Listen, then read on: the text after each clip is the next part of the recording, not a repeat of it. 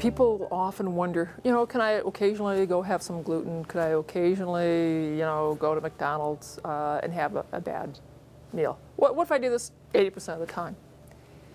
The problem is you'll greatly miss out. You'll miss out on the health benefits. This is a lifestyle. This is a commitment that the food you're going to eat is going to be the food that maximizes the nourishment for your brain, your mitochondria, for your cells. When you cheat, you're screwing yourself. When people begin this diet, I tell them, go through your house, take everything out that doesn't follow on the diet, make a commitment that in your home, that's all you eat, get the whole family on board. And it will take a while to learn how you go out with friends, how you can order, go for salads, get olive oil and some lemon juice, or bring your own dressing to go with that, have a grilled meat on the side, and that will work. There's a learning curve. But don't cheat. The person you're cheating is yourself.